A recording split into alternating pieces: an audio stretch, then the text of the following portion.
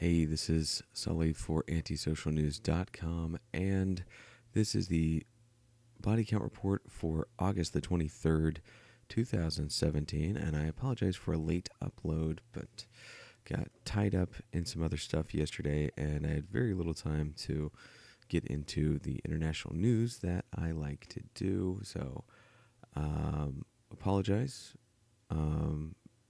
Working on these daily uploads, and of course we'll have another one for you later today for August the 24th, but I did have a chance to read one article about the ex-Marawi mayor facing arrest in the Philippines. Now, the Philippines government has put all of Mindanao on lockdown with martial law. Now, he had previously had the right to travel, but that clearance was revoked because they're saying that, and Marawi was taken over by ISIS, by a group called Maute that holds allegiance to the Abu Bakr al-Baghdadi Caliphate. They literally pledged allegiance to ISIS and took over the city. So when I saw that the ex-mayor of the city was going to be arrested, I thought, is he in some way connected to that? And no, they're saying that he was involved with drugs, that they actually found a couple million pesos, or sorry, was it about, it was in the dollar amount, it was just under $200,000 worth of drugs, something called shabu, which is, I believe, an amphetamine.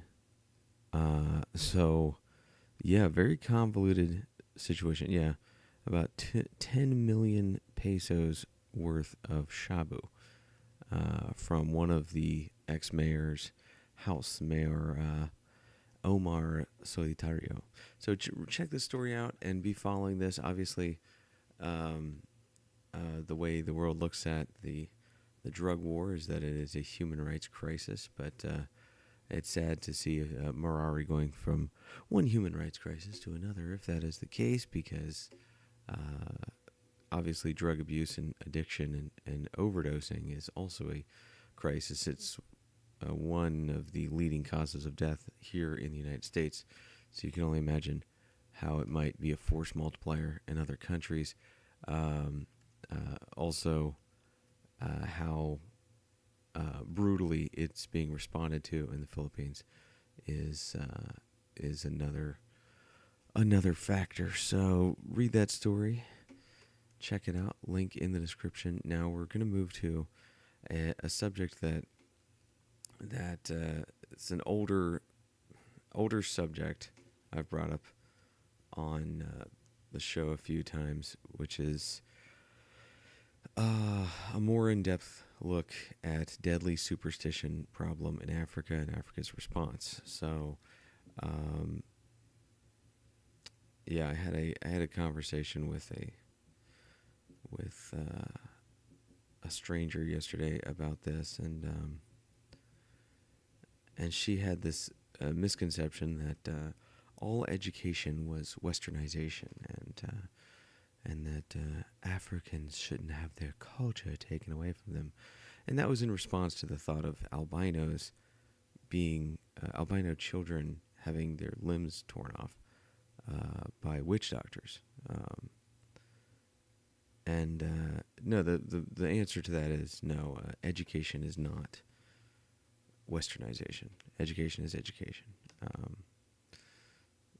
And people who think that witchcraft is something you need to kill children over, or hunt albinos down and murder them, or kill a 9-year-old orphan accused of witchcraft. If you live in a world where that is, you need to be educated. It's simple as that. You're a human just like the rest of us, and you deserve to know that that is illogical, that's that's not how things work. So, and there's nothing. I'm just so infuriated that this pretentious American woman to think that Africans shouldn't be educated is really exactly what she was saying. I loved finding articles from people in Africa saying, "Hey, this is bad. We're trying to educate people that this is bad." So that's refreshing. Here's some more of the darkness of the albino killings in Tanzania. Links in the description on the Witchcraft link from africanews.com, and this from National Geographic about how the superstition is a deadly thing in Africa. Very in-depth article from National Geographic. Check that out in the link list. Amnesty International stepping in to condemn the albino killings.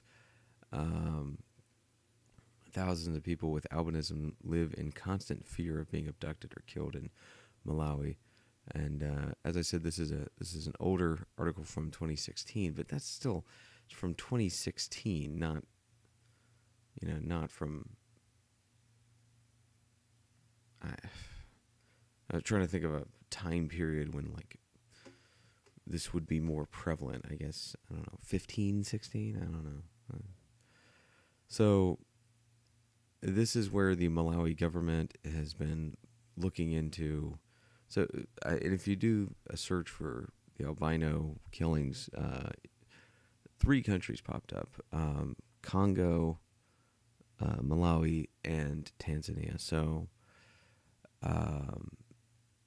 it's a pretty well-known problem. But there is a discussion saying that in Africa, by Africans, saying that if Malawi starts killing people who kill albinos, it'll put a stop to albino killing, which I'm glad that discussion is happening. Unfortunately, the Parliament has stood in the way of that.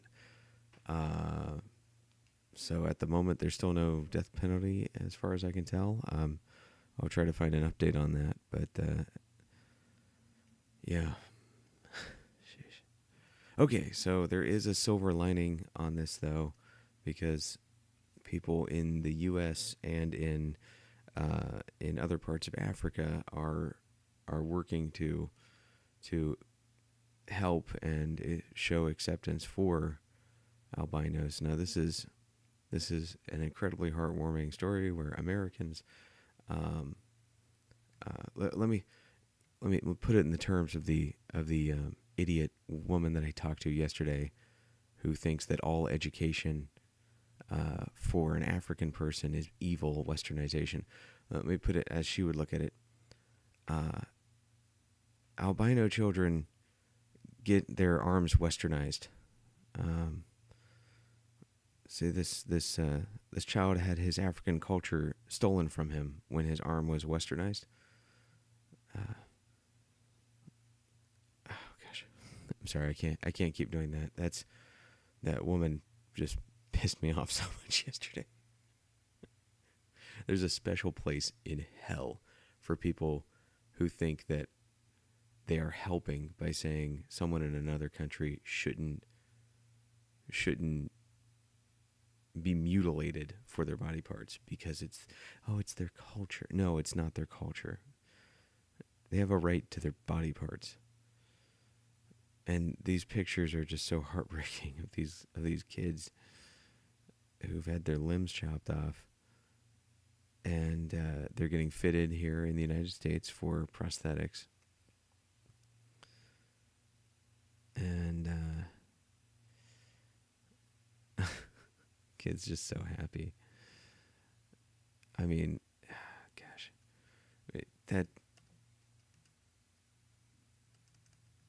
these are just beautiful kids. Just they seem so happy and grateful to not be hunted and be treated as humans here. And I'm glad to see the world paying attention to the situation. And more importantly, I'm glad to see other places in Africa paying attention to the situation. This was a push towards accepting albinos. In Kenya, they did an albinism beauty pageant. So there's Mr. and Miss Albinism, which might seem kind of silly, but when you think about how the fact that in other countries in Africa, these people are being hunted like animals for their body parts, this is as silly as beauty pageants are looked at as in the United States. This is progress, and this is welcomed. I definitely welcome this. This gives me just so much hope when I see Mr. and Miss Albinism. It's so yeah, education and acceptance is the key to peace around the world. This is where I have to end Wednesday's episode. Because I apologize, I didn't get too much into other world news. There was an interesting story out of the Philippines, which I suppose I should toss in there. There was an earthquake that killed 2 people, reported yesterday. So I will toss this in the link list as well, because it was a year ago, on August 23rd, or not a year ago, sorry, I guess 5 years ago. It was the same day that here in DC we had an earthquake. So just kind of ironic. I'll just toss that in there. And my heart goes out to the people who lost their lives. Thankfully, here in DC we had an earthquake, but we didn't lose anybody.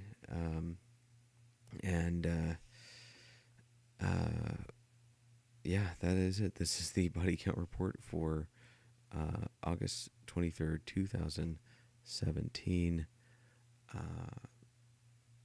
Stay safe out there, everybody. Also, jump on our Discord and like us on Facebook, and subscribe if you have yet to subscribe here on YouTube. And have a good rest of your day.